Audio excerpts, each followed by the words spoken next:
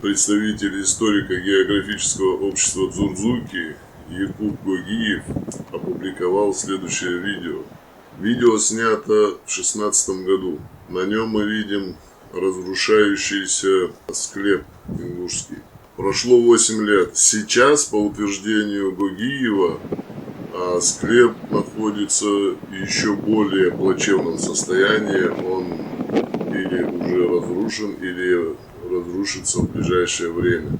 Как мы все помним, 2-3 года назад, когда обрушился Цоринский склеп, когда группа Дзурдзуки вместе с цоринцами экстренно организовали сбор костей и исторические материальные ценности, которые смывались во враг, уносились водой.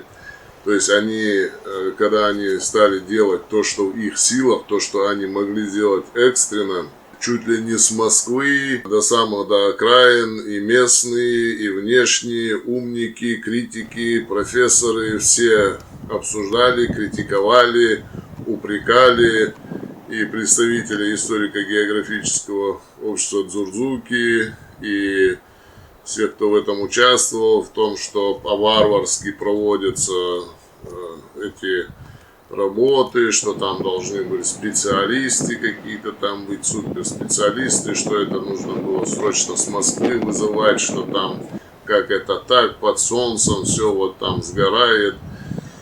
Конечно, это все было бы хорошо, если бы делалось все хорошо, но проблема в том, что вот это хорошо, те, кто должны делать, им дело почему-то не бывает. И сейчас вопрос, где вот эти все люди, которые возмущались и критиковали тем, что делали экстренной ситуации, когда развалился Цоринский склеп, когда вот группа Дзурдзуки, они экстренно проводили вот эти мероприятия по сбору этого исторического материала, по захоронению останков, которые там были, где профессиональные археологи с Москвы, там, с академией, которые возмущались, как это так, почему вы без нас, без перчаток, без масок, лезете своими колхозными граблями, здесь разгребать такие, вещи. Интересно, где это все, почему так любят критиковать то, что делают другие, то, что должны делать сами, как-то их нету, там, где они должны быть, их нет. Большой вопрос.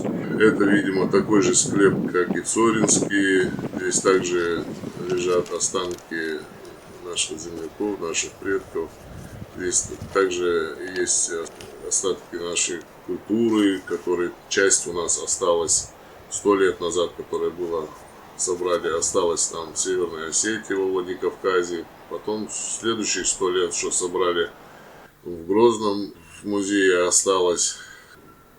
Видео это для того, чтобы обратили внимание, может быть, хотя я знаю, что очень многие смотрят каналы Якуба Гогиева, но все же еще в одном местечке, если это кто-то увидит, кто имеет к этому какое-то прямое отношение, я думаю, не помешает, и прошу подписчиков раскинуть максимум, распространить это видео, потому что, еще раз повторяю, видео записано в 2016 году, 8 лет назад. С тех пор, по утверждению Гогиева, там происходит дальнейшее обрушение.